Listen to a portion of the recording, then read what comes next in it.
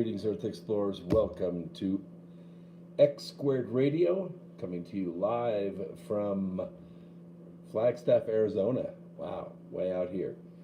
Through the America Free Radio Studios on Revolution Radio, live on freedomslips.com.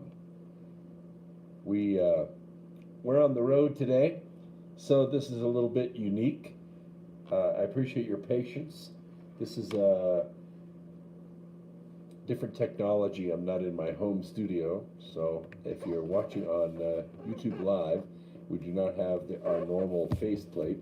This is just me raw, so hopefully you can take it. Lots to talk about today. I hope that you realize that we're coming to you live on Revolution Radio, which is the #1 listener-supported radio network in America, and we're so glad that you're here with us. We are adapting. Of course, I traveled across the country yesterday, and I don't know if you saw my video that I posted on my YouTube channel at Brooks Agnew, but I was walking through the Charlotte airport, and the Charlotte airport was completely abandoned, absolutely abandoned. It was just me, 2 security guards, and a bomb-sniffing dog, and that was it. My flight ended up having 6 people on it and 22 crew members that were flying to Dallas to pick up an airplane. So interesting stuff, and everybody's adapting to this. There's a lot of people voluntarily shutting themselves into their houses. They're getting by on a ration of toilet paper. I myself am a 4-square person, so I never have any problem with toilet paper. I always have plenty. There's a new cryptocurrency out. I guess it's called Buttcoin, and it is tradable in toilet paper, so don't use it all up. If you want to reach me, you can do it one way. That is to go on YouTube Live at my channel at Brooks Agnew and send me a text during the program in the chat room, and I should be able to see it. And so I have 2 devices running right now and my laptop in the middle, so we adapt as we can on the road. Let me begin tonight by saying that I'm going to go through a lot of news stories tonight. And if you have anything that you want me to discuss, you can bring it up on YouTube Live right here, and I will discuss it in the chat room. Appreciate that very much. All right, let's get started with the first story. China lied and people died. A classified U.S. intelligence report issued to the White House actually confirms the widely held belief that China seriously underreported the impact of the coronavirus outbreak, delaying the global response, according to 3 U.S. officials. I've got a little bit more on this tonight that's probably more stern than this. Even President Trump pulled a punch today by saying that China was slightly light on their reported exposure to this virus.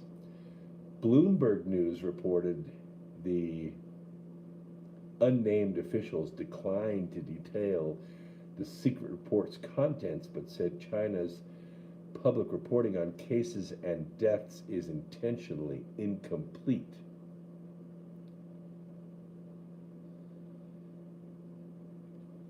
Audio is coming through. I didn't see that. Why it didn't post and stay up. Dolores, nice to have you there. Good. I put my glasses back on because the text on this other device, his iPad, is very, very small. Got a different lighting here, and it's difficult to see. 2 of the officials said, the audio is low. Yes, I really don't know what to do about that. Let's see.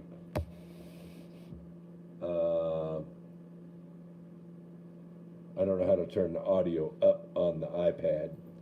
Maybe my other technician knows how to do this.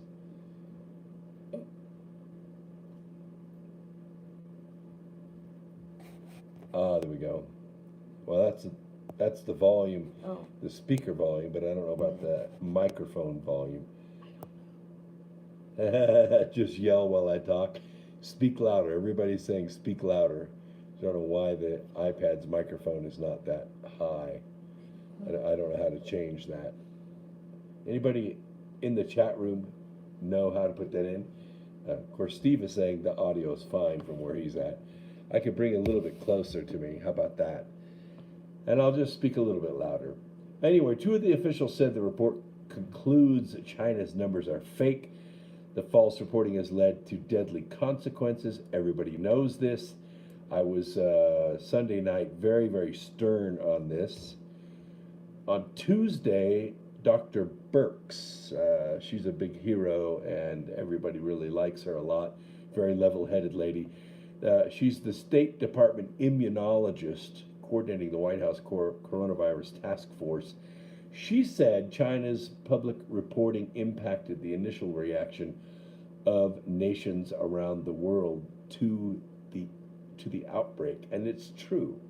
The virus was actually beginning to spread inside China in late 2019, and they didn't say a word about it. And I'm going to tell you a little bit more later about the World Health Organization and about maybe some intentions by the Chinese government as well. I quote, the medical community interpreted the Chinese data as this was serious but smaller than anyone expected, she said, because I think probably we were missing a significant amount of data now that what we see happened to Italy and see what happened to Spain. And we're not really sure about that data either. I mean, Italy is saying, yeah, we had 13,000 dead. Spain is saying, wow, it hit us so fast we had to put people on an ice rink to keep them cold before we could process the bodies.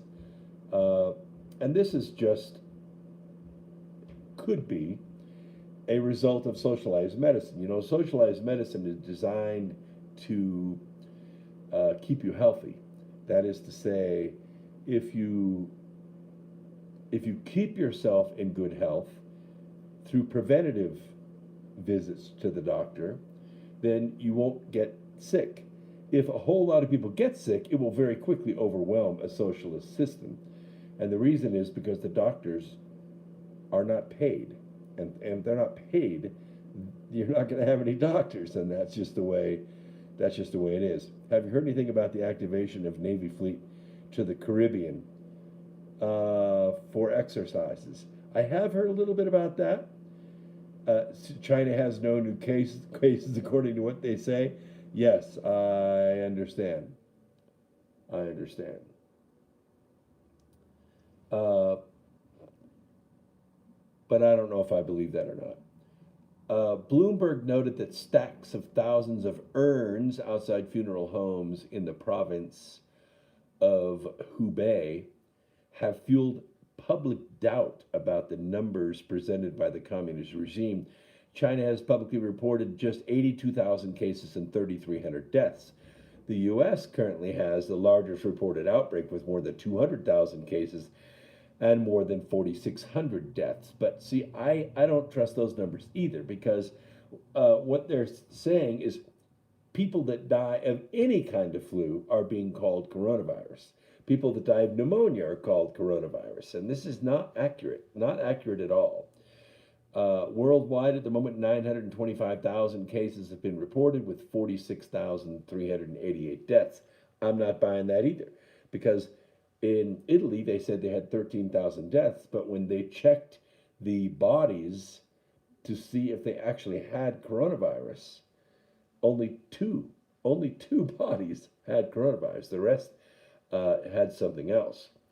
The Washington Times reported Tuesday that the Chinese government researchers were carrying out scientific research on 2,000 new viruses, including deadly bat coronaviruses just 3 miles from a wild animal market identified as the epicenter of the pandemic.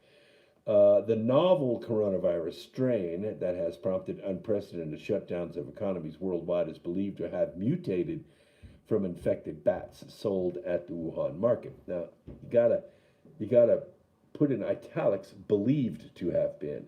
Believed by who? You see, nobody knows who this zero species is. It's not like the monkey that they found in Outbreak, the movie with Dustin Hoffman. It's not like that at all. This is all fabrication. Even Yahoo News reported last week a Chinese biologist believed to have been carrying the SARS virus among other flu samples in his luggage was stopped by U.S. Customs and Border Protection agents. And guess where he was? He was in freaking Detroit, according to an FBI report. He was in Detroit and he was carrying the SARS virus, among other flu samples, in his luggage.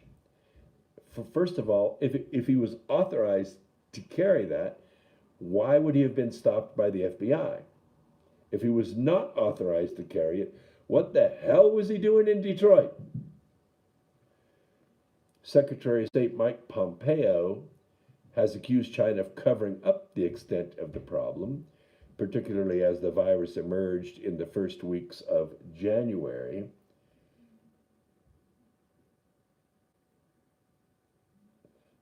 He said the development of treatments and public health measures to combat the virus depends on the ability to have confidence and information about what has actually transpired. It's a nice way of saying they lied.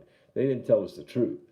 I would urge every nation, do your best to collect the data, do your best to share that information. He said, we're doing that. Yeah, and that's why we have the most cases, because we're doing the most testing. And I don't think that we've had 4,600 deaths in the United States due to this. I think we've had far less than that. Now, the Michigan governor, you remember the Michigan governor, she decided to outlaw the hydroxychloroquine. You can't prescribe that in our state. And but a week later, guess what happened? We, and among others, put national pressure on her to reverse her decision. And it looks like today she has done that.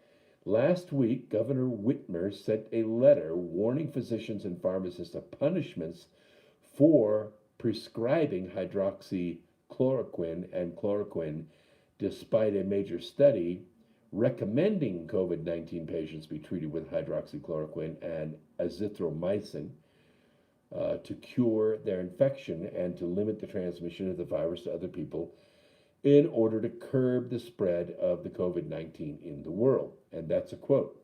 And she wouldn't do it until we put national pressure on her. Medical professionals were threatened with administrative action, which means we'll pull your license to be able to practice in the state. And you know why she was doing it? Because she absolutely hates Donald Trump. She hates him.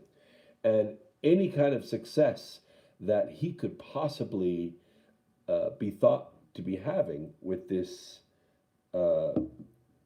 cure, I'm going to call it, this treatment, would be fought.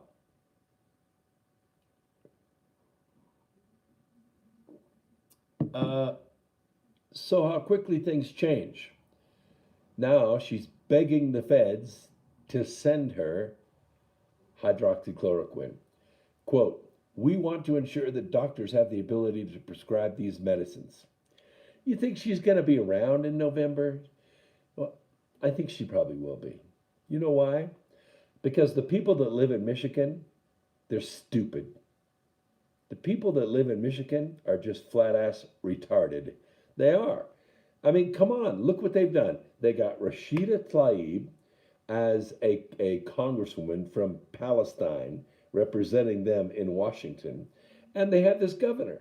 I mean, how crazy can you get? Why would you do this? Why would you have these kinds of government officials? Yeah, how about the remedy? That's exactly what I'm talking about. The remedy, and I've had people write back to me, trolls I think they are, because I could tell a troll when they only have 4 followers and they come across very authoritative. I've read all the scientific papers and all the articles myself, and I can tell you that what you're saying statistically is wrong. Yeah? You have 4 followers. You're a bot. You're a bot. You're a bot, and you're run by a political action committee. And you're sending me because I'm telling people, look, it doesn't matter who has the virus. It doesn't matter, okay? Because when you're talking about a virus, you're talking about a molecular machine. It's like a little molecular spaceship. It has a macrophage. It looks like a little moon, and it has all kinds of molecular outcroppings on its surface. It acts like an enzyme. And what it does, it looks for cells to attach itself to. And when it attaches itself to a cell, it has, like War of the Worlds, it injects its RNA into the cell. Of course, the virus is destroyed in doing that. But what happens is it uses the nucleus of that cell to replicate itself. And it creates more macrophages and it more spreads. Now, of course, the cell is destroyed because its DNA is corrupted. So hence you have a lot of tissue damage when the virus goes in. That's the whole nature of Ebola. Ebola destroys the tissue, and then you end up not even being able to contain blood in your vessels, and you end up bleeding out of your orifices. And this is a horrible death, not a good thing. It's like a car wreck in slow motion. But the way viruses work is they have to have complete proteins to work. And the way that hydroxychloroquine works, the mechanism in medicine, we call this competitive inhibition. Competitive inhibition means that the hydroxychloroquine ties up one of the proteins that's needed for that virus to replicate itself. So instead of making 1,000 copies of itself, it makes 2 or makes 1. And eventually what happens, and I mean eventually like in a matter of minutes, in minutes, not hours, not weeks, in minutes, the virus cannot replicate. And what happens is, you know how when you're sick with the flu, what'll happen is you'll feel good for an hour and then it'll hit again. And then nighttime will come and the fever will spike. And then daytime will come and you have the chills and then aches and then chills. And what's happening is the virus is replicating in the body. And every time it replicates, it pulls energy from the body and makes you stiff. It dumps lactic acid into your muscles. It does all kinds of weird stuff. Now, this particular virus attacks the lungs. It attaches itself to the tissue of the lungs. Now, the lungs respond with what's called histamine reaction. Now, there's 2 parts to this. One is inflammation. The lungs become inflamed, which means it's painful to breathe. The second thing the lungs do is they flush themselves with mucus to try to flush the enemy out. Of course, it's not coming out that easy. And this mucus is very thick. It's hard to expect. In other words, it's hard to cough up. And what happens is it forms a pool in the bottom of the lungs, especially if you're lying down. And underneath that mucus grows anaerobic pneumococci. Pneumococci is the little grape cluster bacteria that is responsible for pneumonia. Now, this can form striations throughout the lungs. Those striations will actually show up on an x-ray. I mean, a pneumonia infection will show up on an x-ray, not the virus, but the pneumonia infection will.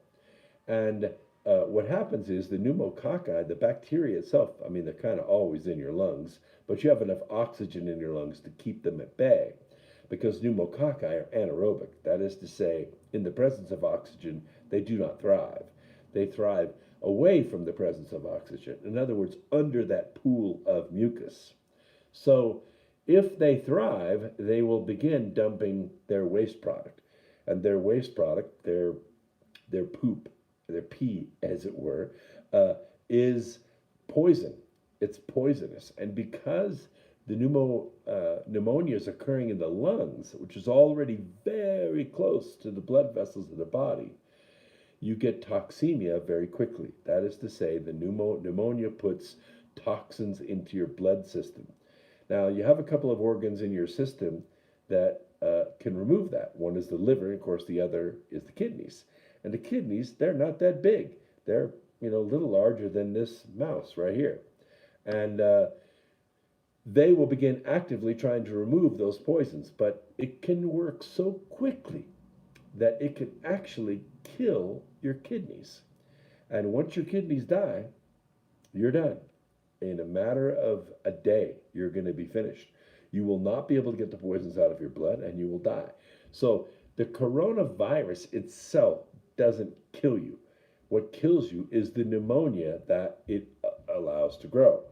Now, some people don't get that sick with the coronavirus because they have already had older versions of the flu, older versions of the coronavirus, and they have built antibodies to it.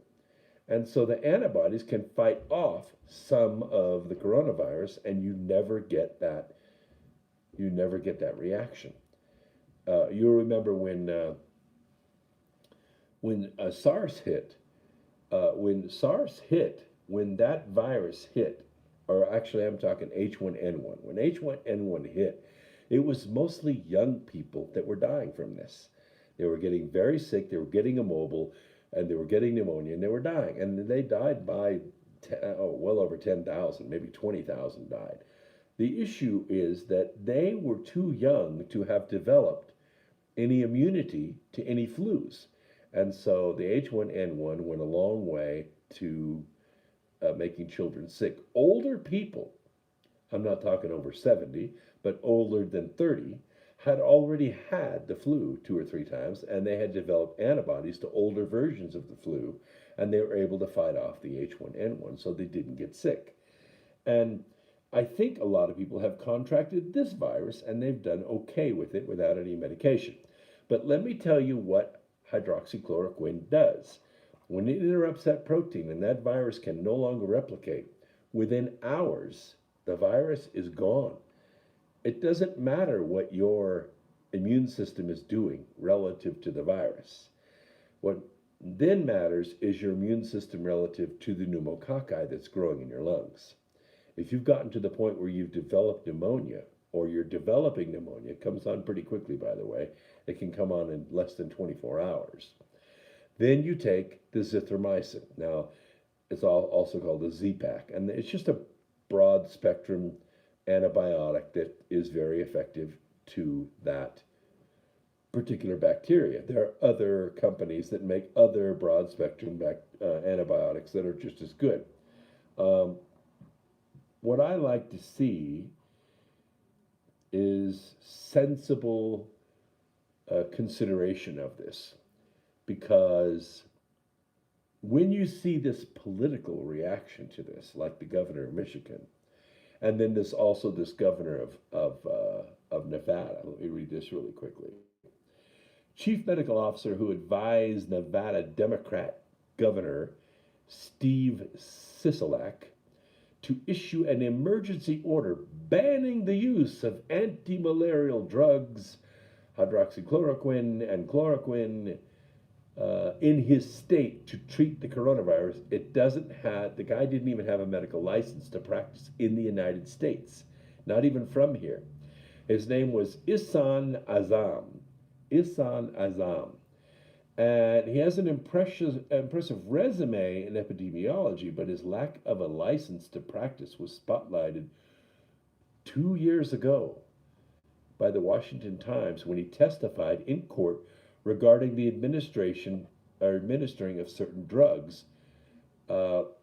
Violation of Sisolak's order is at least a misdemeanor crime, along with making it illegal to prescribe hydroxychloroquine. The order bars its use as a preventative.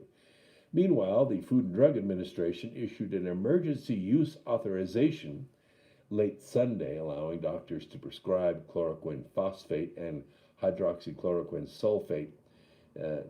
This is how sulfate drugs work. This is how they work. Now, a lot of people Some people, some people are allergic to sulfa or sulfate drugs. They're allergic to them. They get a bladder infection from them. But it's rare. Most people do respond very well to it.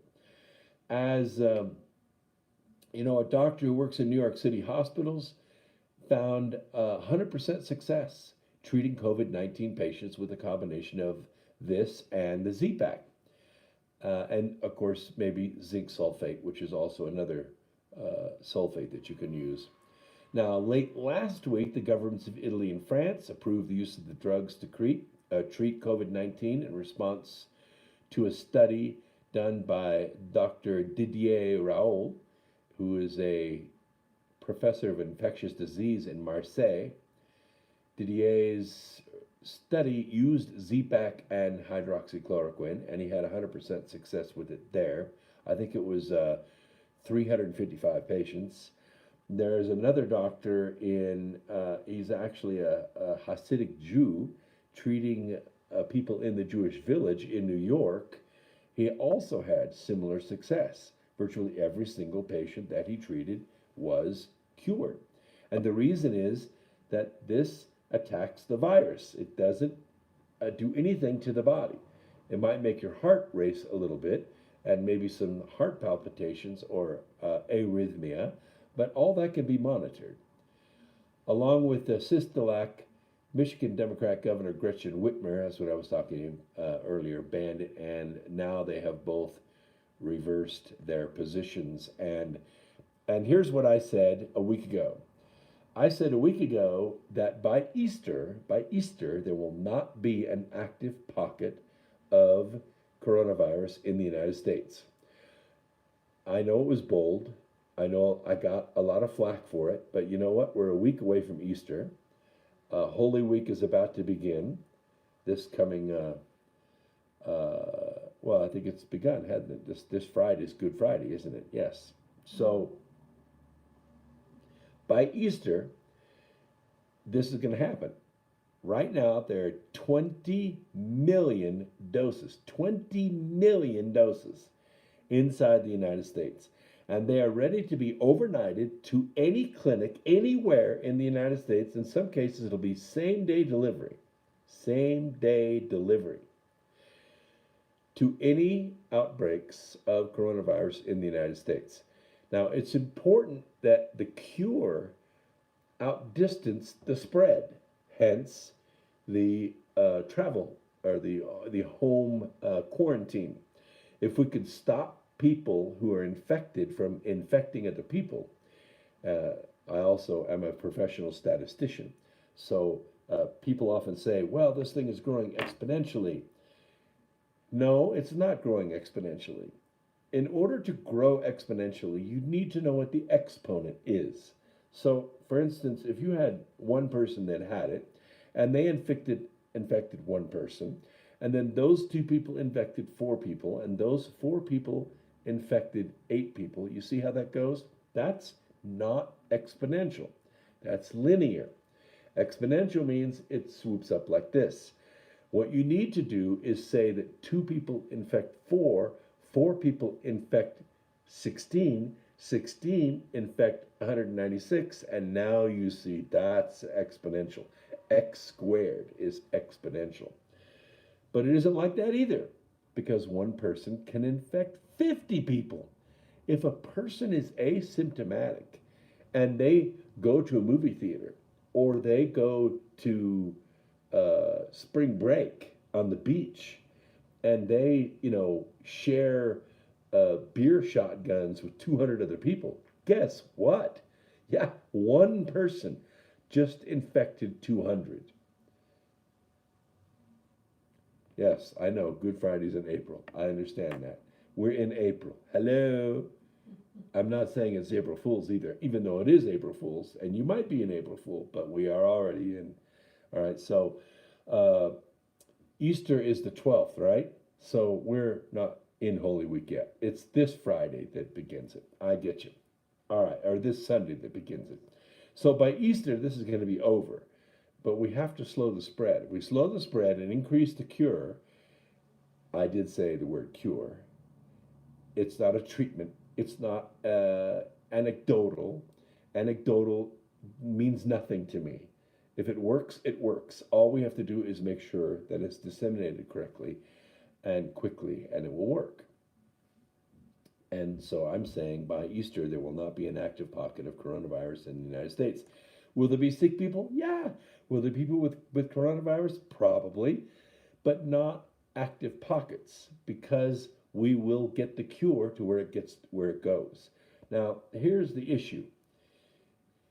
If you contract this disease and you become symptomatic, pick up the phone, go to WebMD, go call your local FastMed or your local urgent care. Hey, I'm symptomatic.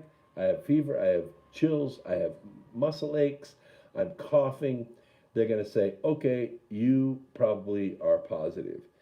And then you can get tested. If you test positive, boom, you get the cure just like that. In 3 days, you'll be as right as rain and back to work. Now, the question on everyone's mind is, once you take this hydroxychloroquine and you become asymptomatic again, you're no longer coughing, you don't have a fever. The question is, are you still contagious? Answer, we don't know. If you test negative after you have taken this drug, are you still contagious? Answer is, we don't know. So we should get some information on that pretty soon because now more and more and more people are being tested and more people are being treated. So naturally, we're going to have more cases than anyone else in the world because we're doing more effective testing than anyone else in the world. And I think because we acted early and we have a great leader in charge of this, it's going to be very short-lived in this country. What is not going to be short-lived, I'm afraid, are the financial effects of this shutdown.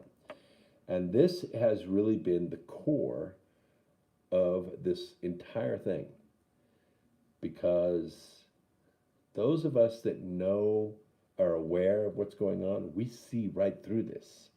We see that this is a well-orchestrated plot to smash the Trump economy. They tried to get him with Russia. They tried to get him with racism. They tried to get him with recession, and they couldn't do it. The economy was just too strong. Everything was going great. People were working. People were happy. Black people were happy. Asian people were happy. Hispanic people were happy. They knew they were toast. The only way to beat Donald Trump was to do the same thing they did 100 years ago, almost 100 years ago. In 1928, we also had a similar situation. We had a Republican governor who wasn't not a politician. He was an engineer. And the economy was roaring. It was blasting. Everybody was doing well. Nobody could do any wrong. The market was going crazy. People were buying on margin stocks because the stocks just kept going. I mean, people go to the bank and borrow money to invest in the stock market, and they were making money on the borrowed money. I know we can't do that now, but you could do it then. You could do it then. You could margin $100 worth of stock with $1. Now you can only do $100 worth of $10, but you understand what I'm saying. And the global syndicate, which had just taken control with the Fed just 15 years earlier, the Federal Reserve, they didn't want the middle class playing in their sandbox. They didn't want the middle class. They didn't want people in the middle class to become upper class. They wanted control over the world and to maintain it. And so they smashed it. They smashed the U.S. economy, which smashed the world. And the entire world went into poverty for 10 years. 10 years. It took a war, really, to pull us out of it. And still we had problems. Still we had, ultra wealthy, the war industrialists, and we had the poor. There was nobody in between. Just a whole generation grew up knowing two things. Okay? The Yankees were the world champion. Roosevelt was president. And that's all they knew. They had no hope other than that. And we were beginning to roar like that too. 2020 was breaking loose. I call 2020 the year of action. And now it's smashed. 2020 is going to now be known in history as the year that never was. It was the year that never was. All right, let's talk a little bit about Comet Atlas. Some people out there are saying that Comet Atlas might be a little bit more than what they're representing because it was just discovered in 2019. Comet Atlas is currently heading toward the sun, and it might put on a really good show in a couple of months. Discovered last December by the Asteroid Terrestrial Impact Last Alert System in Hawaii. That's why it's named C2019Y4. We also call it the Atlas Comet for short. It has been growing a lot brighter than experts had predicted. And I always wonder that, why do the experts not predict these kinds of things? And the reason is that comets are a very strange animal in space. They can be made of a kind of a rocky head, and they can also be just made of frozen methane.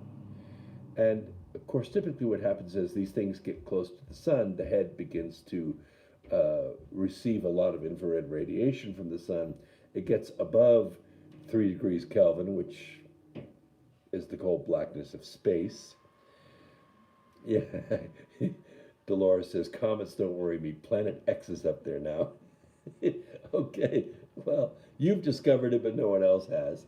Here's the thing. Once the head gets above a certain temperature, the frozen gas begins to off-gas, it begins to boil off. And as it boils off, the solar wind strips it away from the comet. So as the comet gets close to the sun, the tail is leading away from the sun at all times. It's not like it's trailing all the time. It's blowing off of it by the solar wind. So as it rounds the sun or comes near the sun, we can see it at night because the sun's on the other side of the earth. That's why they call it night. But at night, you can see the tail because it's reflecting the light. And once this tail gets to be about 1 million miles long, it can be quite impressive.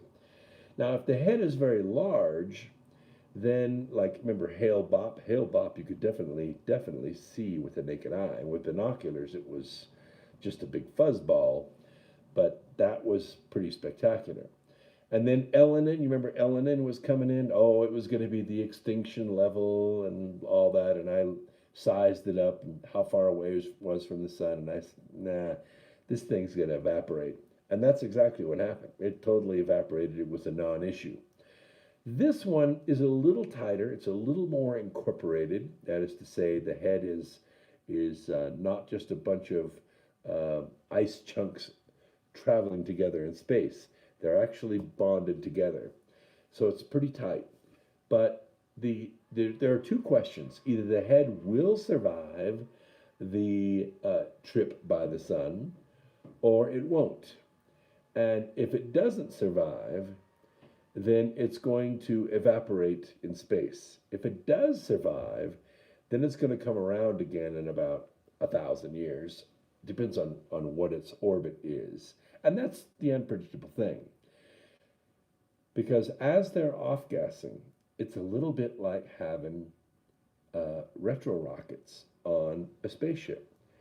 If it was just an asteroid, we could track it all nice and good. If it didn't get perturbed by some other gravitational body, like the Jupiter or Mars or something, we could say, well, it'll be here at 9:07 in the year 2075.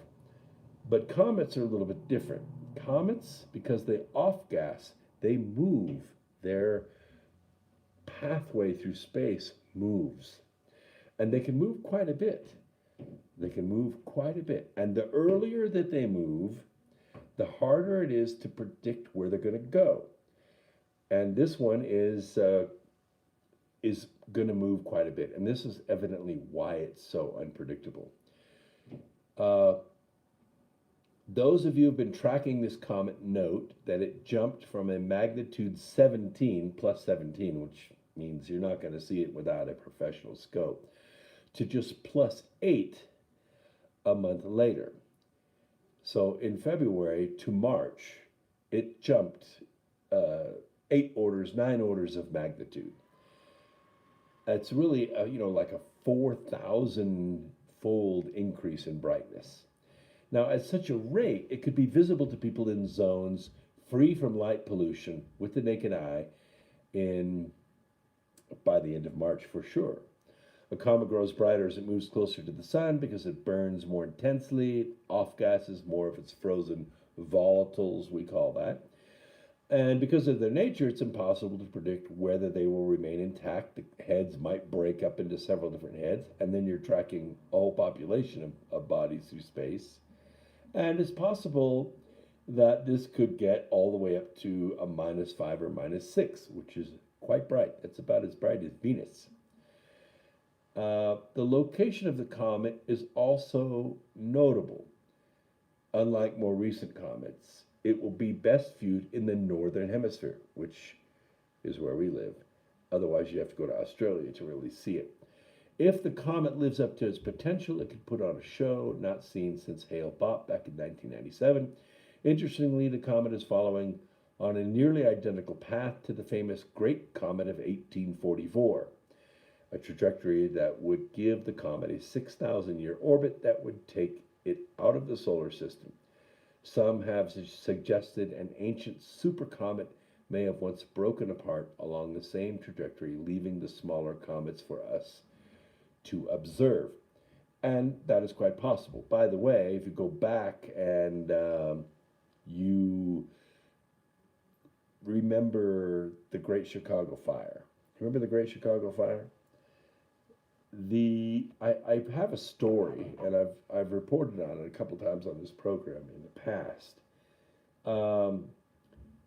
where it could have been the tail of a comet that Earth passed through. We didn't see the head, obviously it was long gone, but the tail, of course, is concentrated methane gas. As Earth passed through this charged cloud of methane gas, the methane mixed with our atmosphere, creating the perfect combination for a fire. The difference in charge created electrical discharges which ignited the methane in the air.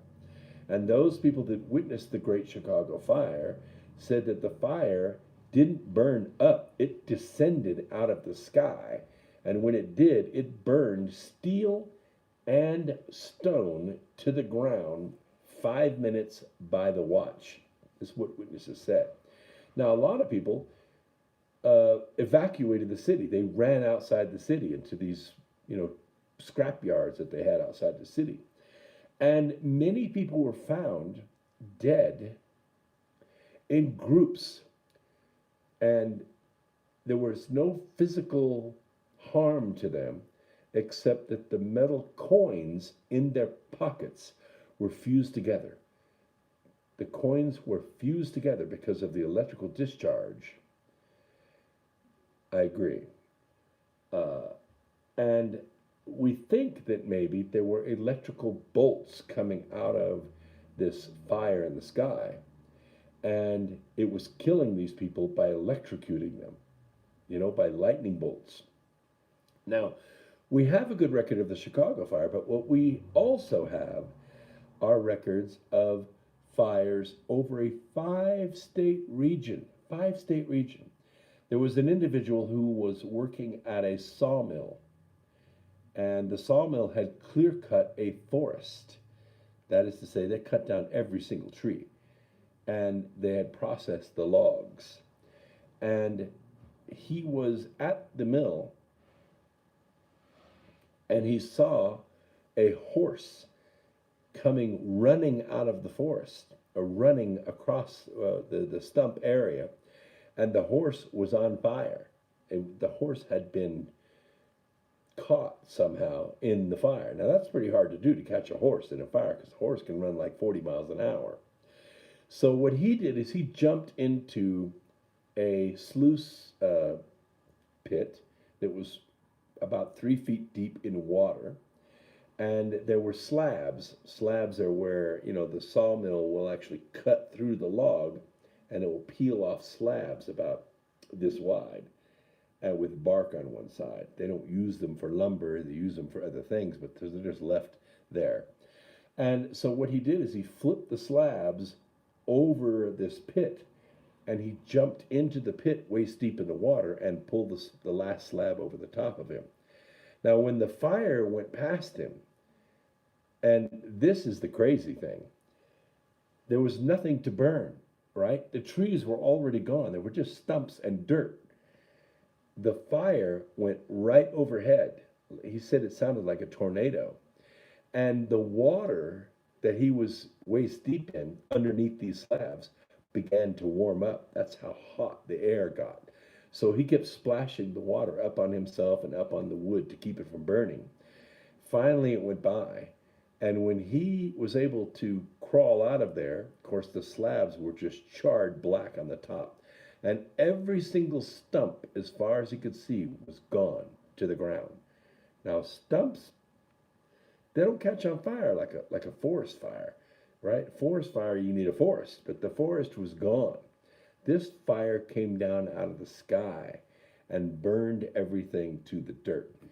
Now, I put all these stories together, and you can see that the dates line up, and it supports this idea of a cometary tail that Earth passed through.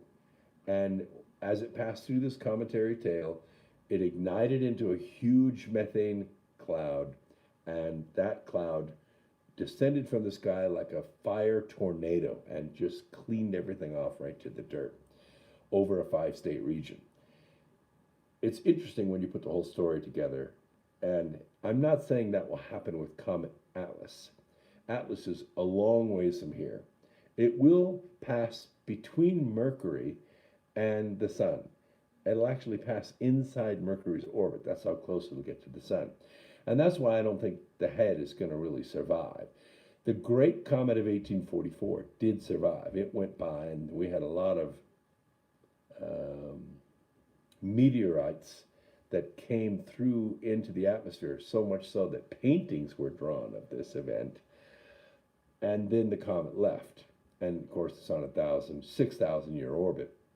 We're not going to see it in our lifetimes, that's for sure. I hope man is still around when it comes back around. But historically, comets have been harbingers of doom. Comets have been harbingers of doom throughout history. Every time they come, something bad happens. Fires, earthquakes, impacts on the earth. It's crazy. So somebody brought this up to me today, that maybe this whole coronavirus thing, this whole shutdown thing, this whole economic paralysis that we're in right now is not because of a simple flu virus, which is not particularly deadly, especially now that we have a cure. It's not going to be deadly at all, unless you live in some rural area or you have some religious reason why you're not going to take hydroxychloroquine and Zithromax, because the cure is about $15, and you probably can get it for free if you go to a clinic and tell them you're sick, because they don't want you to stay sick because you'll spread it to somebody. So you take the drugs, you get cured, you're back on your feet. I'm saying that maybe this person has something significant to say, that maybe Earth is getting ready for some bigger. A virus isn't contagious. What are you talking about, MG? Of course a virus is contagious. I mean, sometimes animals get viruses and people don't get them from animals. But if it transfers from the animal to the human, that's one thing. But if it transfers from the human to the human, now you've got a serious problem. We have viruses all the time. We don't have a cure for the common cold. Trust me. You get grandkids, you're going to get the plague. Well, yes, viruses are produced in the body because the virus uses the body as a factory.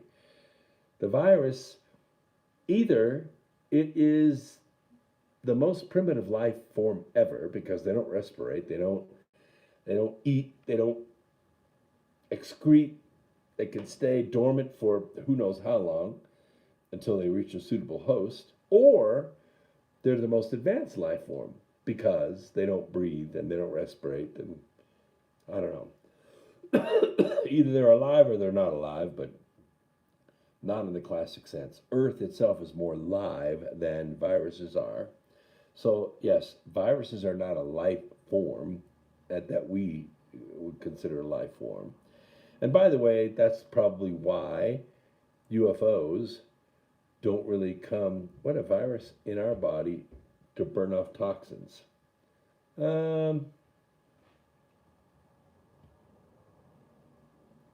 What's toxic to the human body?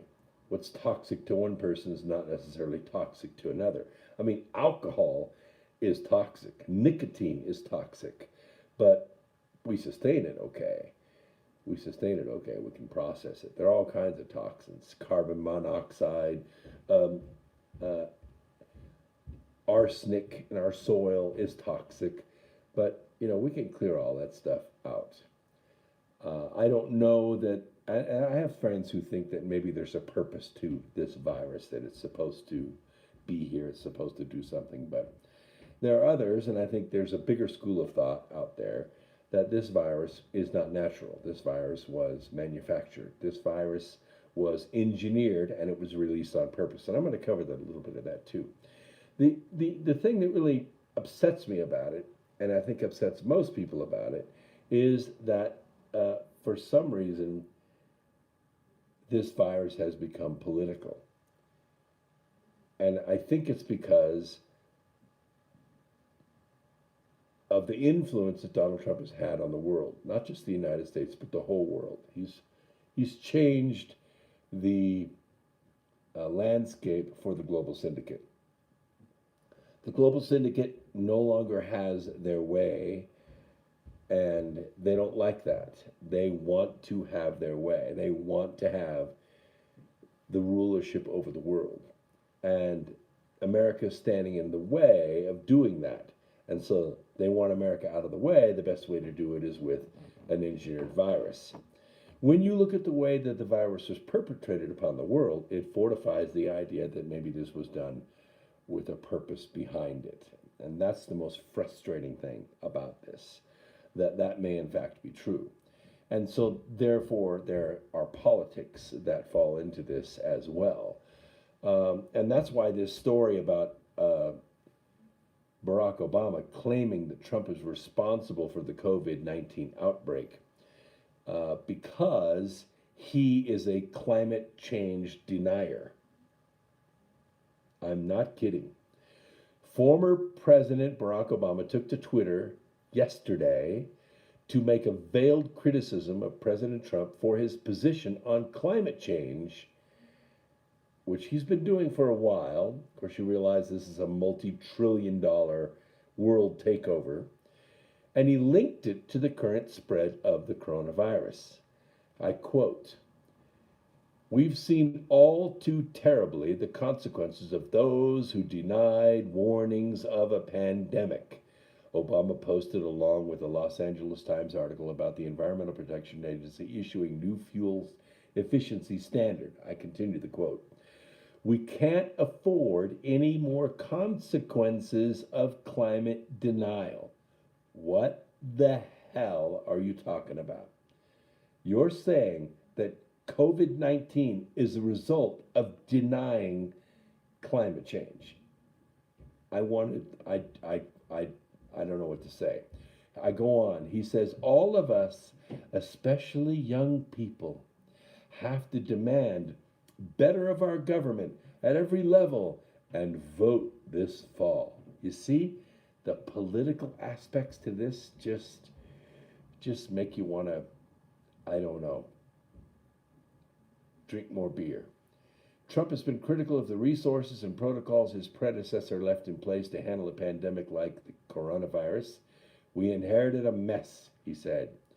For decades, the CDC looked at and studied its testing system but did nothing about it. It would always be inadequate and slow for a large scale pandemic, but a pandemic would never happen, they hoped. They would just keep getting that big fat salary to think about something that would never happen. President Obama made changes that only complicated things further. We're going to take a quick break on Revolution Radio. You YouTubers, just hang out, just sit there for a while. I'm going to figure out why my phone is not charging, even though I have my special charger thing so I can talk on the phone and charge it at the same time. And we'll be right back after this. Don't go away.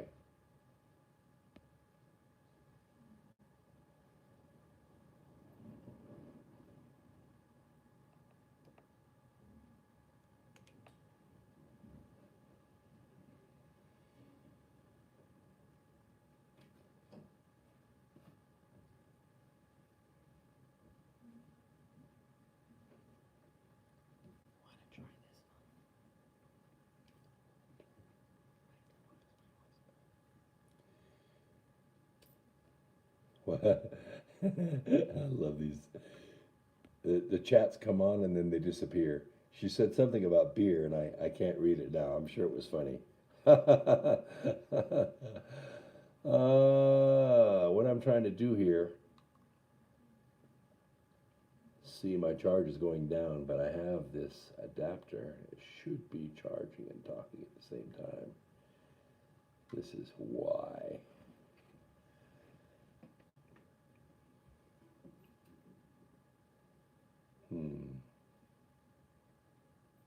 Is it?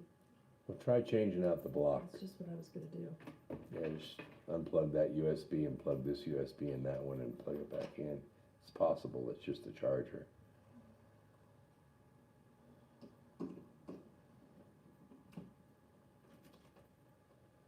Nope. Here, use this one. It's not the cord because I was using this cord earlier. Hmm. I don't want to disconnect my microphone because No. it'll be the same as hanging up, I think. But let me just see what happens here.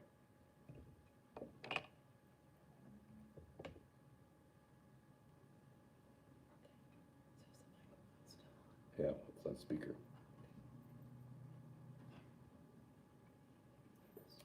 I'm just going to give the phone Well, 3 minutes of charge. That should get us through the program.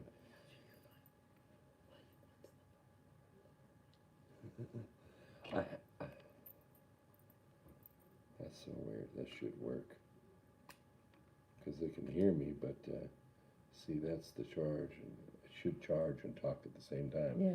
This is the thing right here. These are about $40, so not easy to do. And you have one on there, but see, that's just headphones.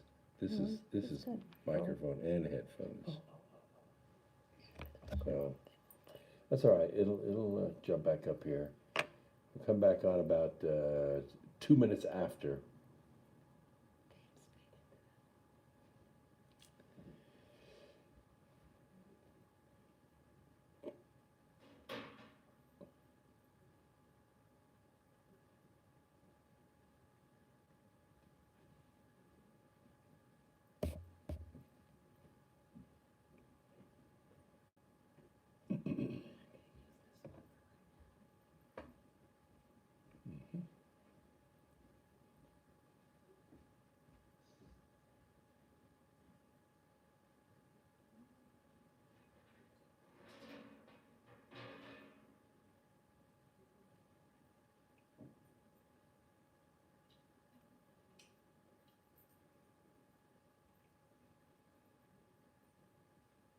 We have about 2 minutes, YouTubers.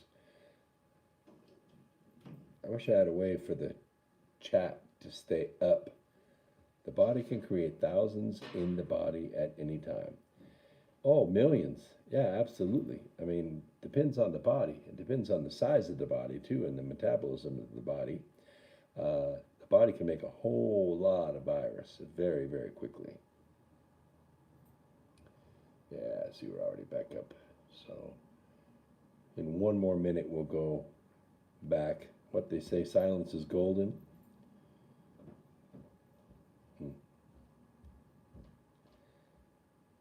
So is your wall. What do you mean? What does that mean?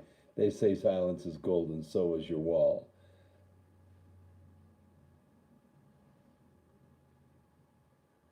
Yeah. All right, so we're back up to a reasonable amount of charge in just that short amount of time. Not exactly sure why. Anybody know why this wouldn't work? Huh? This is the right one. This is the expensive one. See? Yeah, I know you can hear me, but you see, I'm also on Revolution Radio, and they have to be able to hear me as well. Yes, viruses do go from animal to person. That's why you get swine flu and avian flu. That's exactly what happens. You have people that work around sick chickens, and then somehow the virus mutates and it goes from the person, or from the animal to the person. All right, we should be back live on Revolution Radio. Nope. Almost.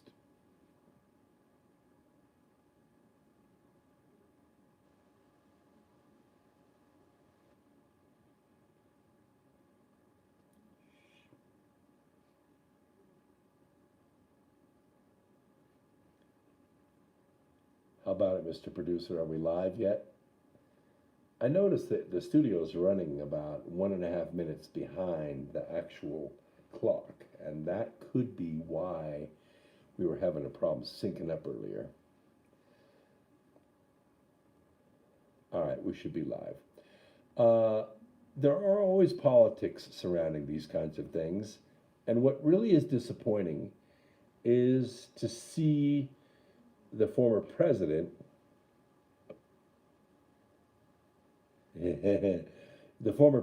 make politics about it, because normally presidents are supposed to,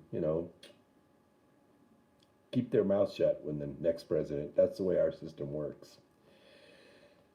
Now, Trump also referenced Obama's handling of the swine flu pandemic in 2009. By the way, 12,000 people died in the United States between 2009 and 2010. Obama's response to H1N1 swine flu was a full-scale disaster with thousands, tens of thousands dying, and nothing meaningful done to fix the testing problem until now. The changes have been made, and testing will soon happen on a very large scale. All red tape has been cut, ready to go. This is why you want a non-politician as president. Absolutely, positively why. All right, let's change the subject. We're going to talk a little bit about the Starship. Not the Enterprise, the real Starship.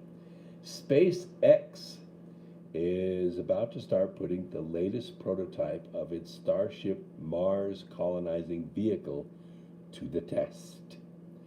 Starship SN3, short for serial number 3, has been stacked and hauled to a launch stand at SpaceX's South Texas facilities near the seaside village of Boca Chica. Yeah, I think it's very cool stuff. I really, really like this. I would love to go down there. The stage is set for SN3's test campaign, which will start with a pressure trial. This is where they overpressure the fuel tanks, and they see if the fuel tanks will fail. If they don't fail, if they pass, then they will withstand the pressure under the normal flight. It's going to end with short test flights into the South Texas sky. That would be pretty cool to watch too. Oh yeah. That's if all goes according to plan, of course. There's no guarantee that it will, although I think they're getting better and better at this.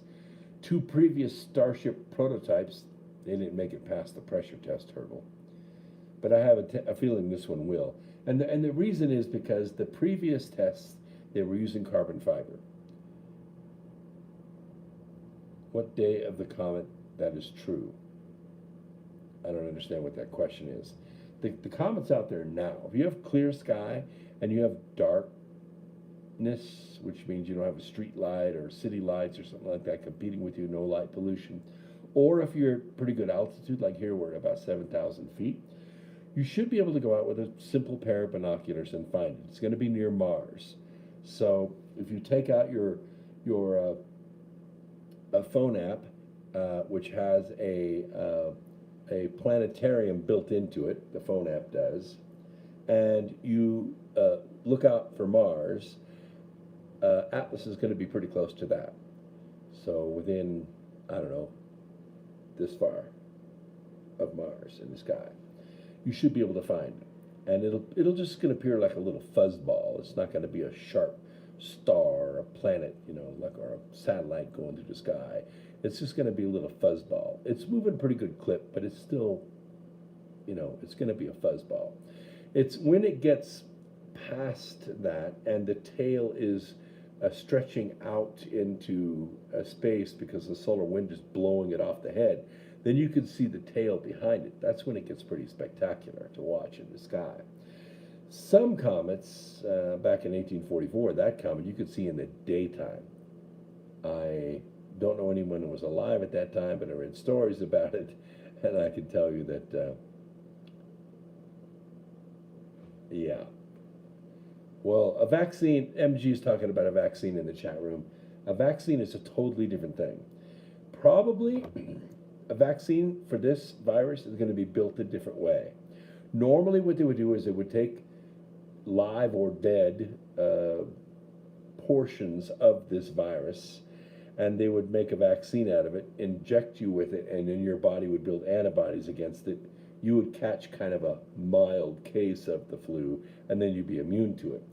But this one's a little bit different because it's so fast moving, and there are so many people that have recovered from this, hundreds of thousands of people that have recovered from this. What we can do is take people who test negative, they test negative for the virus. Guess what they're carrying? They're carrying the antibodies in their plasma. So they can take their plasma and they can isolate the antibody. If they can duplicate the antibody, then they can just give people the antibody and they're vaccinated against it. You don't actually have to get a case of it to build antibodies. It's quite unique. And we've come a long, long way in virology. And I think this could be done safely without putting a bunch of the other chemicals in there. So, yeah, I know. A lot of us are not going to take the vaccine, Dolores. I am the same way. Why would I do that? I have a perfectly good immune system. I probably had this a couple of years ago and kicked its ass. I already have the antibodies in my system. That's why I am the cure. Anyway, let's finish talking about the star system. The Starship transportation system consists of a 100-passenger vehicle called Starship and a giant rocket named Super Heavy. These guys sitting around going, what should we call it? Oh, let's call it Super Heavy. Yeah, I like that name. No, that name sucks. All right. Anyway, SpaceX is developing this reusable duo to carry people and payloads to a variety of destinations, especially Mars. Yeah, I'm not going to be the first trip to Mars. Not going to be the first. Yeah, I get you, Dolores. Indeed, Musk has repeatedly said that he founded SpaceX back in 2002 primarily to help colonize the red planet, making humanity a multi-planet species. The moon, Elon, it's the moon. If we don't colonize the moon, we don't get fusion rockets. If we don't get fusion rockets, it takes too long to get to Mars. Who wants to take 6 or 7 months to get to Mars when you can get there in 65 days? Fusion rockets. You don't believe me? Watch the TV series The Expanse. It's based on real science. The first season was on Sci-Fi. The script was okay because it was created by a game, a game writer, a gamer, right? It was a game. And the game writer wrote the script and it went on sci-fi and it did okay and then it ended. And then Amazon picked it up and they said, oh, you know what, we really like this story. We'll put our money behind it. We'll get better script writers and better actors. And guess what? Man, 4 seasons, 1 sci-fi, 3 Amazon.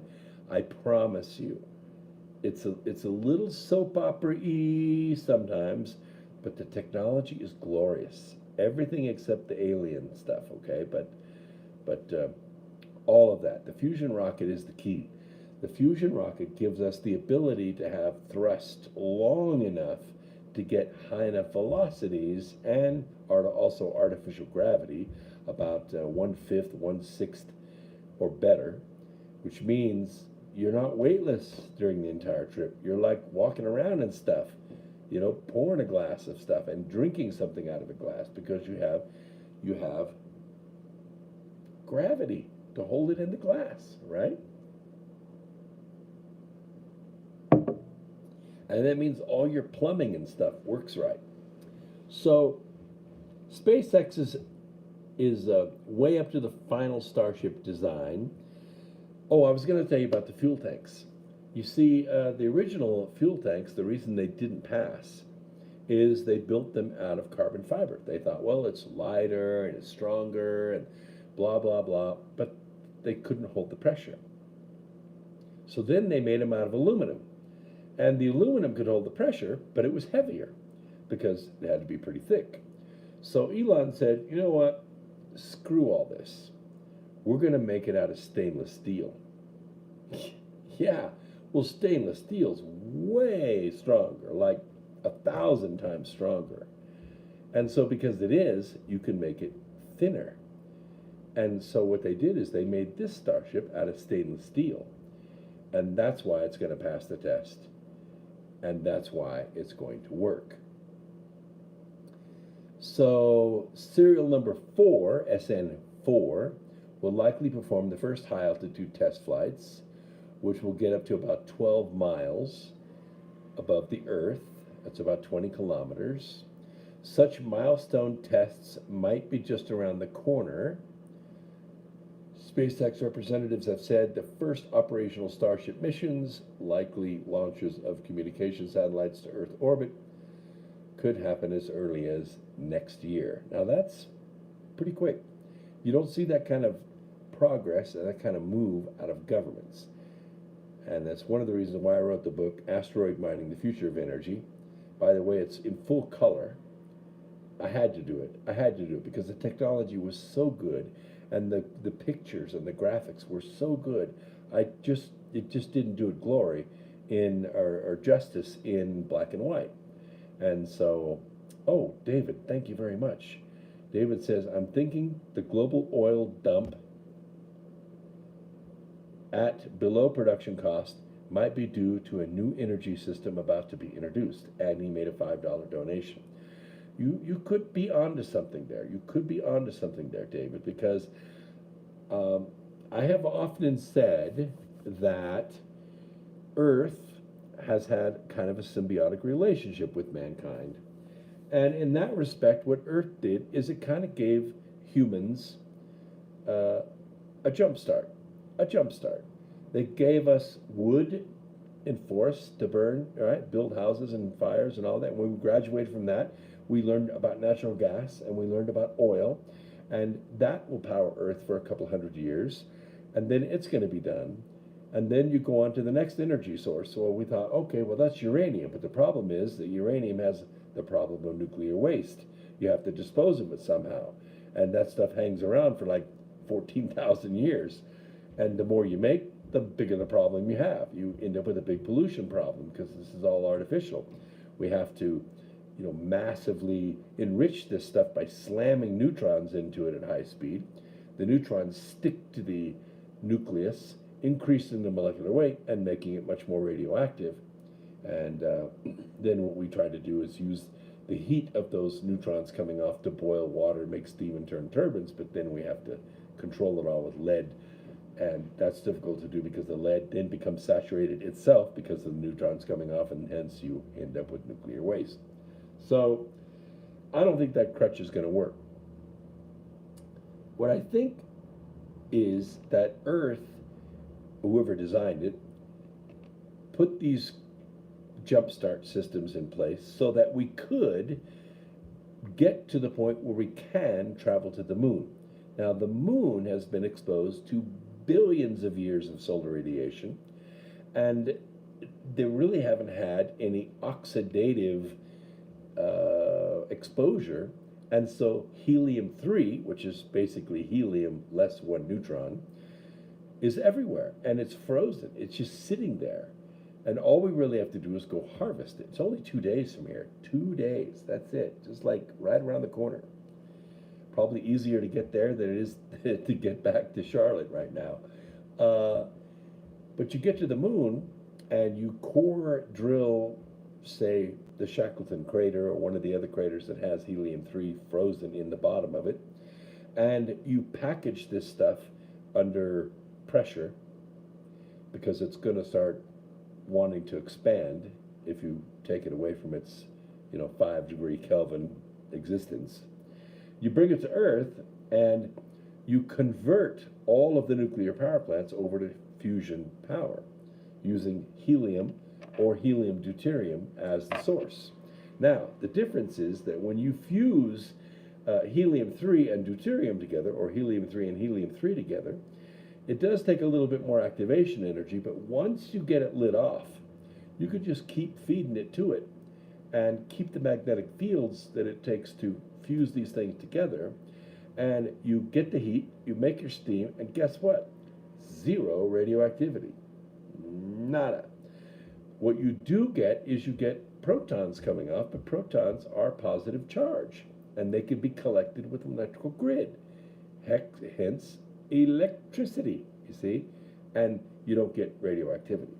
So when you convert the existing nuclear power plants over to helium-3 fusion, now instead of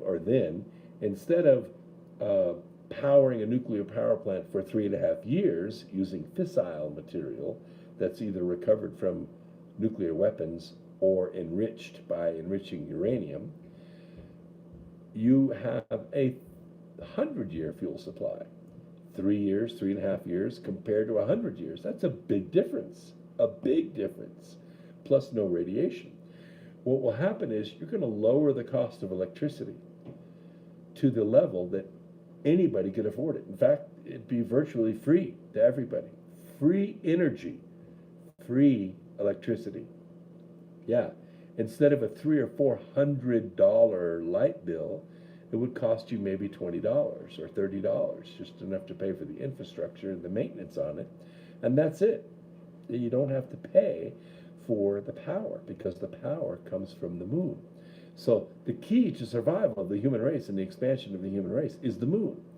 Now, once that's harvested, once you end up with the fusion rockets, you can now go to Mars, and you can go to Enceladus, and you can go to perhaps Io, and points beyond.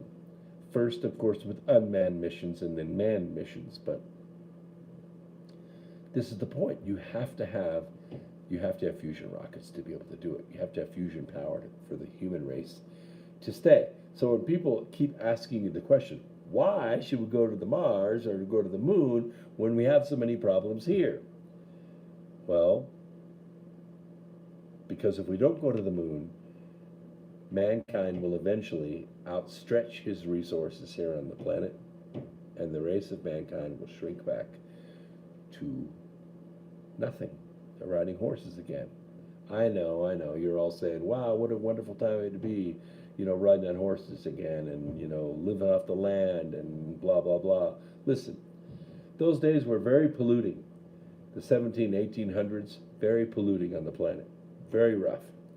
For one thing, everything was burning wood. Everything was burning coal to stay warm. Everything was burning paraffin or oil to stay warm. That's nutso. It's totally polluting. The second thing is they didn't take care of the land. They didn't have the equipment. They didn't have the ability to irrigate and uh, any of that. So now we have the ability to do that. By the way, a couple things have showed up in the chat room. There is a donate button at brooksagnew.com now, and there is a donate button at X Squared Radio. They are both PayPal buttons.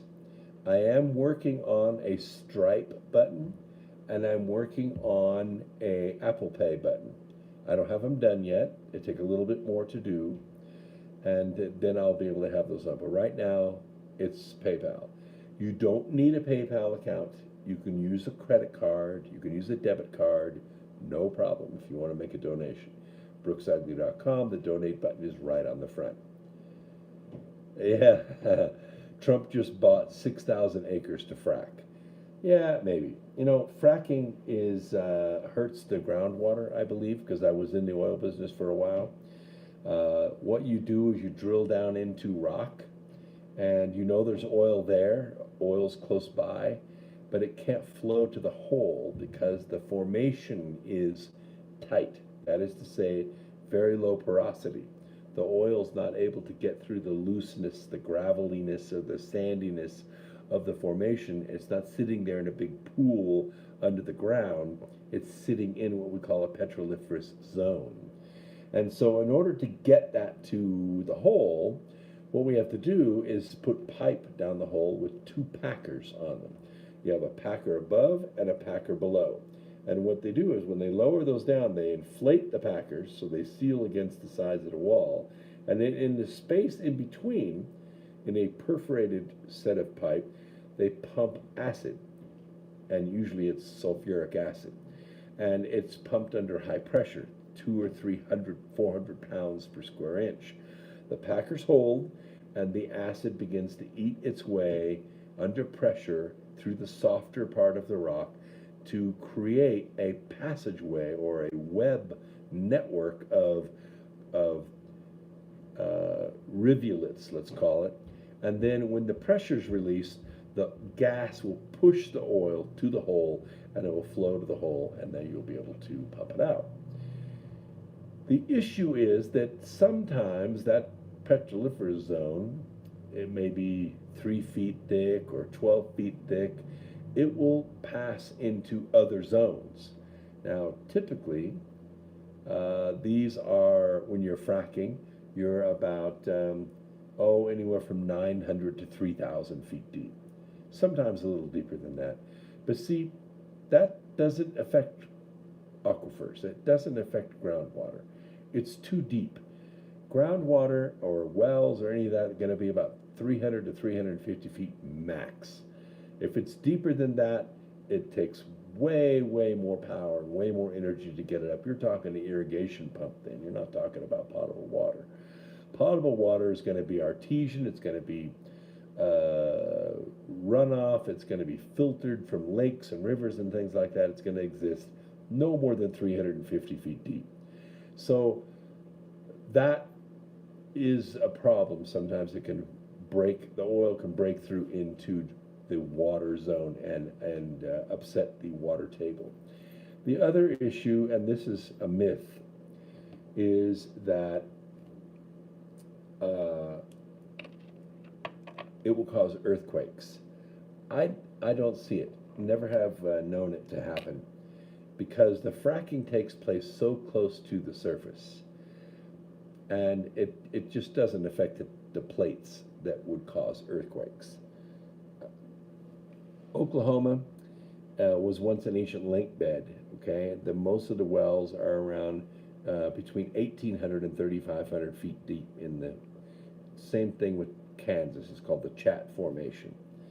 I don't know all the geology in Oklahoma, but it's going to be similar to Kansas because all that's ancient flat lake bed.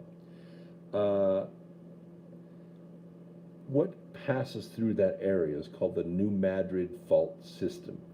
It goes from pretty much the Gulf of Mexico all the way up to North Dakota.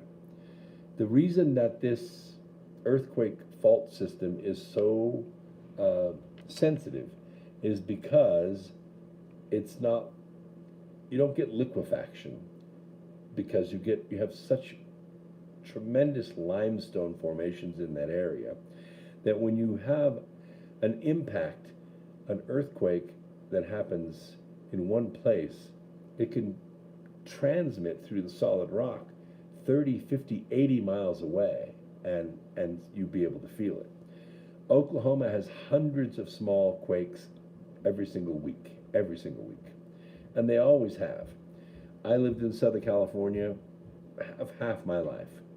In California, there are 2,400 earthquakes a day of 1 or greater on the Richter scale. You don't feel 1s or 2s or 3s. Barely you can feel a 4. When it gets to 5, you begin to feel it. It feels like a little tremor. When it gets to 6, it can be unnerving. It gets to 6.5, 7, you're off your feet and you're on your butt on the ground. We rarely have quakes of that power. But California is way different than Oklahoma. California is right up against the continental shelf. So as the ocean floor is expanding, it's pushing up against the Rocky Mountains. California is in between the Rocky Mountains and the ocean. So it gets the quakes. San Andreas, and there are dozens and dozens of major quakes and hundreds of smaller quakes going all the way over to the Wasatch Front. But in Oklahoma, it's a different system. It's fissured, it's cracked in the ground. The New Madrid Fault is the main column. The last time they had a really big quake there was in 1830. And this quake was so hard that it made the Mississippi River run backwards. Yeah, the shock wave was so powerful that the Mississippi River ran backwards and it formed Reelfoot Lake. That all happened in one day. So they didn't drill for oil in 1830. They didn't frack in 1830. These quakes have been happening for a long, long time. And it's not from fracking. It's not from fracking. It's just anti-oil people that are saying that fracking is causing the quakes. It's not. It's not. I don't care what geologists you talk to, it's not causing the quakes. All right, 6 telescopes are better than 1. You want to build the largest radio telescope and you want to fly it into space? Well, here's an easier technique. Try designing 6 small ones instead of 1 big, huge one, okay? And fly them up and get them to work together in space.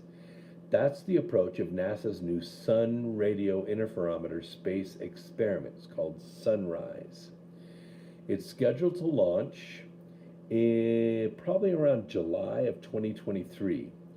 Sunrise aims to help scientists understand the complex relationship between the sun's activity and a host of dangerous phenomena around the Earth that we call space weather. We don't really know. We watch the sun. We used to watch it with the little SOHO, which is just basically a chip that looks for infrared. And then they looked at it with the SDO, which is Solar Dynamics Observatory, much, much better.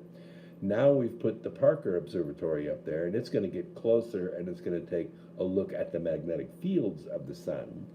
But this mission selection comes amid a burst of solar science and an emphasis on missions that incorporate space weather prediction into plans for human spaceflight beyond low Earth orbit. It's important. We need to know, especially if we're going to send humans up there, because humans and solar activity, they don't get along very well. They die pretty quick. You don't want to send a mission up there with 7 guys and they don't last a week. I quote, "We're so pleased to add a new mission to our fleet of spacecraft that help us better understand the sun, as well as how our star influences the space environment between the planets." This is Nikki Fox. She's the director of NASA's Heliophysics Division. She said in a NASA statement, and I quote, "The more we know about how the sun erupts and space weather events, the more we can mitigate their effects on spacecraft and astronauts," close quote. It's true, and there's a lot more to it. You can go to spaceweather.com, and you can monitor this stuff, or you can listen to Suspicious Observer. He puts out a broadcast every morning around 6 o'clock in the morning on YouTube, and He gives you a quick 3-minute rundown on everything that's going on or has gone on or is going to go on in the next little bit, and he's really, really good at it. Scientists have watched the sun fling energy and material toward Earth in outbursts called coronal mass ejections, but scientists don't yet understand the nitty-gritty details of the connection between solar outbursts and space weather phenomenon well enough to predict space weather. This is a $63 million telescope system. It should bridge the gap for us. The 6 telescopes that make up the mission are tailored to study the radio waves that the sun ejects during solar particle outbursts. In particular, sunrise will target outbursts called coronal mass ejections. We know them as CMEs, which can throw massive amounts of plasma out into space, and those particles can take up to 73 hours to reach the Earth. When something like that happens, we have about a day and a half to get ready for it here on the Earth. They didn't really know much about this in the 1800s, and so when it occurred in 1859, we call it the Carrington event. These charged particles come racing into our solar system, are racing into our atmosphere, and of course, our electronic life in 1859 was telegraph. Big gauge copper wire stretched from pole to pole going along the railroad tracks, and this is how we sent messages, with Morse code and DC electricity. We charged it back and forth, and you could operate a clicker at one end, and the pulses would go through the wire and operate the clicker on the other end, and the person would decode it and send the message, and that's the way it was. Well, that copper wire that was stretched along those poles, along the railroad tracks, made the perfect antenna. Oh, yeah. And what happened when those charged particles came in, they were looking for something metal. And they got right on that copper wire and went right into the telegraph office and burnt it to the ground. That was the Carrington event. Yeah. Well, now we have a much more electronic world. Oh, yeah. Much more electronic. We now have everything from cell phones to iPads to computers to everything. Our whole life is electronic. And since it's electronic, if we had a Carrington event and it fried all the electronics, where would you be?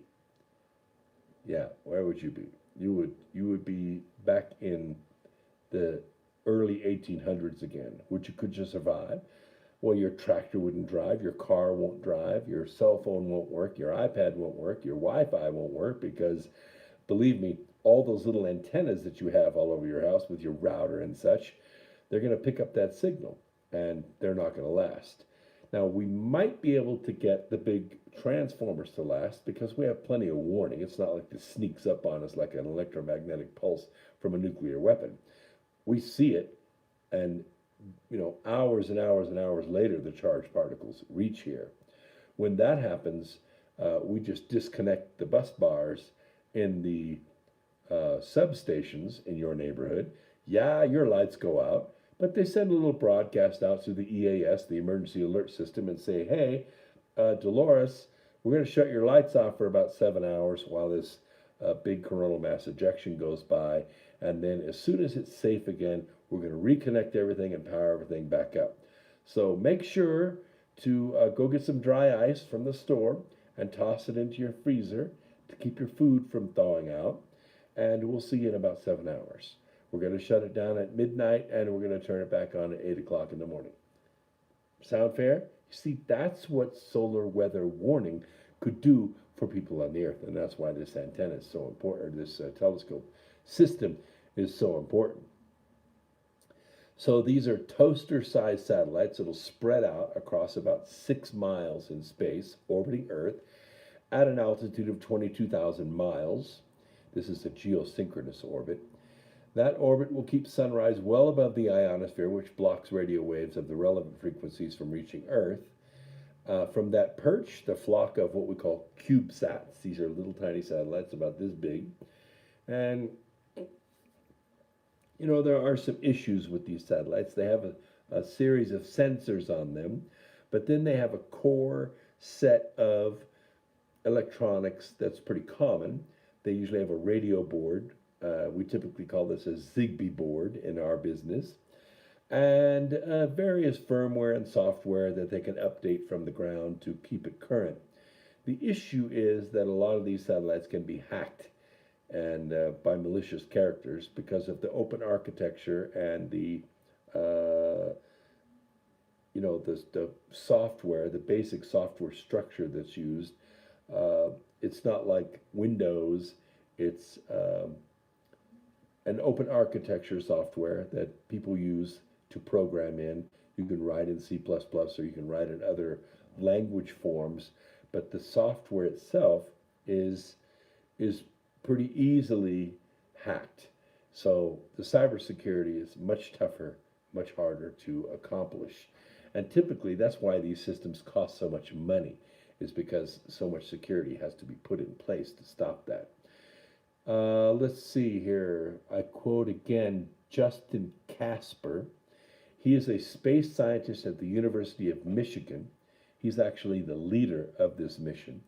He says, we could see a solar flare start and a coronal mass ejection start lifting off the sun. But we don't know if it's going to produce high energy particle radiation, and we don't know if that high energy particle radiation is going to reach the Earth. That's what we need to learn how to predict. Otherwise, you have a lot of wolf crying. Every single time there's a CME, we shut off Dolores's power. Well, that's just not acceptable. We need to know when it is and when it isn't. One reason why is we can't see the particles being accelerated. We just see them when they arrive at the spacecraft, which isn't much of a warning. You need to be able to see them further away than that. Because if you have a human in a spacecraft and the particles arrive, it's a bit too late. Yeah, they're coming in at somewhere around 150 kilometers a second, which is pretty fast. By the time it hits the outside door, you're pretty much toast. That situation is inconvenient when it comes to satellites as well, but it is pretty much fatal when you're talking about humans.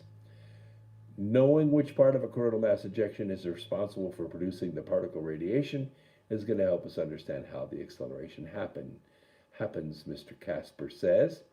It could also result in a unique warning system for whether an event will both produce radiation and release that radiation towards Earth or spacefaring astronauts. It also kind of makes the case for the Global Telescope Network. If you go to my website at brooksagnew.com and you look at the About tab in the menu, it's about right there. You click on that, you'll notice underneath that a link that says GTN. That stands for Global Telescope Network. I don't advertise this much, but if you're really good at searching out these kind of Easter eggs, you can find it. The GTN is a network that I created. It is a network of 10,000 telescopes all around the world. And each of the 10,000 telescopes is given a star to look at. And when they look at that star, they link their motor drive, which keeps their telescope looking at that star. They turn their camera on, and they take 3 to 5 minutes of an exposure. In that time, that digital camera can take about 1,000 to 1,500 shots. Those cumulatively add to one another, and you create a high-res image. That high-res image is then sent to the GTN. The GTN database posts that in the square where it goes, and then all of those are stitched together. 10,000 telescopes stitched together to make one image. It's a searchable image. You get the highest resolution image ever created of space, and it's in the visible light band. I could do infrared, but it's just designed to be visible, and here's why. Because with that kind of picture and that pointed in that direction, it creates a grid through which every single possible meteorite or asteroid or planetoid has to travel to reach Earth. It's basically a defense grid. It's a fence, a telescope fence. And what will happen is we're going to get a nice image of the stars, which are not going to move day to day, month to month, year to year. Those stars are going to be in the same place. When that telescope zeroes in on that star, that is its picture. What is going to be different are the planets. What's going to be different are comets, asteroids, meteors, little tiny points of light that we'll begin to see moving. Now, why is this important? Because it gives us years, not months or weeks or hours, years of warning. If there is an object moving out of the asteroid belt, out of the Oort cloud, heading toward Earth, we can then see these things long before they become a problem. It is a vital, absolutely vital information for Space Force, for the Air Force, for the Russians, for the Chinese. Everybody would have access to this database, and you'd be able to see things that reflect light moving through space. And this is why the GTN was created. Hopefully, what we can do is we can get a government grant. Oh, wow, look at this. Boo just gave $20. This is great. Number one, number one, number one. This is good. Thank you very much. This gives us the ability to take an amateur person that has an 8-inch or larger Schmidt-Cassegrain scope and with a digital camera and pay them a certain amount each month. It could be a couple $100, just enough to take this 1 3 to 5 minute picture every single time you have clear sky. And this will give us data that we require. Yes, my oldest son wants a telescope like that. You can buy them. If you go to my website and look up GTN, there's a sample of the scope. I show the Meade telescope, but there are other makers of the telescope too. Orion makes a great scope as well. And they cost anywhere, an 8-inch will cost you about $2,000 with a motor drive. You can add the camera for another $400 or $500. You can set up the telescope, like in your backyard. I recommend the telescope being, if it's in the wintertime, being cold. Because if you don't do that, you're going to get thermal distortions, which means your observatory is going to be cold. That's why we put the digital camera on there instead of going out there and looking through the eyepiece. Who wants to go out in the dark in their background and freeze their butt off looking through a telescope eyepiece? Nobody. So you put a digital camera on it and you feed it into the computer in your house. Then you can sit there in your PJs, pull your telescope view up on a big 42-inch display or a big 60-inch display, and you can see what your telescope's looking at. Yeah? It's a way cool thing. You should really do it. I mean, this is astronomy. It's amateur, but it's astronomy that's way beyond what we could do 100 years ago. And when you take 10,000 telescopes and you stitch all those together, we're doing what this sunlight's doing with 6 scopes, but we're doing with 10,000 scopes. Yeah, it's big. It's big. And believe me, there are a lot of scopes out there, and these people would love to receive a check for $200 or $300 a month to take these pictures and send them up to the database. It just creates it. All right. We got about 15 minutes left. The real killers. With millions of Americans concerned about coronavirus, Rush Limbaugh had a very good broadcast today. He wanted to tell us, compared to coronavirus, what the real killers are. I thought it was electric toothbrushes myself, but no, hear me out. Today, he said coronavirus worldwide through March 25th of 2020, which is a week ago. Coronavirus, 21,000 deaths. Seasonal flu, every year, 113,000 deaths. Malaria, for which the hydrochloroquine was developed in the first place, 228,000 people. Suicide, 249,000 people. Traffic fatalities, 313. That's almost 314,000 deaths. That's a lot. And considering we have airbags and seat belts and crush zone, crush zones and all that stuff, I'm amazed. I'm amazed at that. Cars are so expensive now. Shouldn't be. AIDS, 391,000 deaths. Alcohol-related deaths, 581,000. Smoking, 1,162,000. Cancer, 1,909,000 deaths. Deaths attributed to starvation, 2,382,000 deaths. And death by abortion, 9,900,000. Now he said, I'm not trying to make any correlation. I'm not trying to say, hey, we're overreacting to coronavirus death. I'm just trying to give you the stats. You can react to these stats however you wish. And he added this. You still have some really shocking numbers because we don't talk about it. We got suicide hotlines. We try to reach people to drive safely, teach people to drive safely.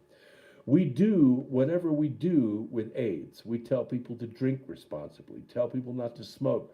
We, devise cancer treatments. We try to feed people. He even mentioned efforts by his hometown in Palm Beach, Florida. The town website where I live is chiding people for being on the beach, for standing too close together while their dogs are pooping. I mean, you really wouldn't believe it. He said, I've seen it all. We have to put these things in perspective, what the real killers are. All right, I promised you this. I'm going to bring this to you. I call it the China way. When faced with new things, people always find their vocabulary lacking. COVID-19 has taken a toll on people's lives on a scale that is beyond our imagination. Mine too. And yet we have failed to effectively contain its spread. When COVID-19 broke out, everybody was going about their business, doing their thing. China's measures toward containing COVID have shown good results. Yeah. The domestic outbreak is basically under control. However, the global situation is more dire, where more than 100 countries have shown a worsening trend to the extent that some, such as Italy and Switzerland, are considering stopping the treatment of emergency care of those over 80 years old and severely infected. The epidemic has precipitated thinking of life and death in human society and posed a major challenge for the economy and for the culture and even morality. So people ask, when is this virus going to be under control? Well, China has proved that with its authoritarian rule, it has minimized the threat of the virus. Concealment is a convenient tactic. It is not just about censoring unwanted voices. It's the basic means of maintaining political power, without which the existence of this regime would be nearly impossible. The covering up in the early stages of the epidemic led to an explosion of cases in a short period of time, quickly becoming unstoppable. Since then, China has once again proved itself to the world that with its authoritarian rule and militarized management, it has minimized the threat of the epidemic to the regime. It has successfully frozen the whole country for 2 months, with quarantine, confinement, and blockade controlling the virus as well as public opinion. things have developed in a direction that is conducive to the stability of that regime. The development and rise of China in the past few decades has made China and the world inextricably linked. You know that, and I know that. It's as if, after joining two organs from different lives, a transplant rejection occurs. One tenaciously rejects the other.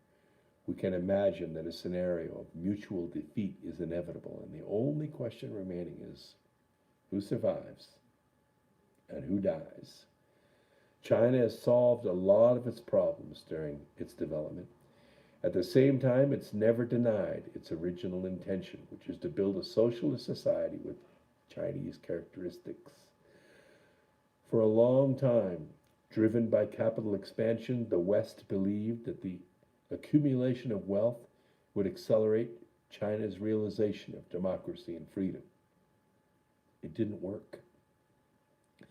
China's increasingly important role in the world economy presents a potential threat to the world order. There's no doubt about that, no doubt about it whatsoever. I can tell you, even Japan is realizing this, that the World Health Organization was involved in hiding this as well. The truth is that when Mr. Xi's viral weapon was released in late 2019, he used his own people in Wuhan, a highly industrialized city in the Hubei province, as weapons. The World Health Organization was complicit in allowing millions of Chinese, mostly dissidents anyway, to be infected, hiding their deaths and the sickness. And then he exported them by the millions all over the world. He sent the infected to northern Italy, where he had invested heavily in another Chinese manufacturing base outside Milan. He sent them to Seattle, where millions of Chinese enter America to work in the tech and healthcare industries. He sent them to LA and New York, where Chinese work in the food service industries. Then he waited for the weapon to take its course. President Xi's rapid response propaganda divisions were ready and waiting with press releases and social media posts to shift the blame for the weapon to Trump's America, or to claim that associating this weapon with China was racist. His money poured into Hollywood to buy actors and producers to attack President Trump on all fronts. His investments in the Bidens, the Obamas, and the Clintons, and even Maduro, and the intelligence communities of England and America followed his orders to impeach Trump. In fact, while the disease was spreading in America, Nancy Pelosi followed orders to drag out the impeachment just long enough to make stopping the disease impossible. He promised her she would snatch the presidency for herself. After all, it was she who was the most powerful woman in the world, right? If she could pull it off. All the while, Americans were getting sick with his weapon. Finally, the truth was discovered. The truly insidious nature of this dictator began to show. Chinese dictator Xi Jinping told fellow G20 leaders in a teleconference speech Thursday of last week that China intends to increase its manufacturing of pharmaceuticals and medical supplies to keep global financial markets stable. Now you know the truth. The question is, are you even going to remember this in November? Well, don't worry. I'm going to remind you. You must vote the Democrats out of existence. Watch the military do its job. Remember all that armor you see all over the place? They're the good guys. They're on our side, patriots. Watch and be amazed. And we'll see you next week right here on Revolution Radio. My name is Brooks Agnew. This is X Squared Radio, coming to you live through the America Free Radio studios somewhere in Flagstaff, Arizona. Yeah, we're on the road today, improvising with various technology. And don't forget to go to my website, brooksagnew.com. Please sign up for my newsletter. We've got one coming out twice a week. It's very, very good stuff for you. And it's the cure. It is the cure for the coronavirus. We'll see you next week. YouTube, thank you very much for showing up. Boo, David, thank you very much for the contributions. We'll see you next week.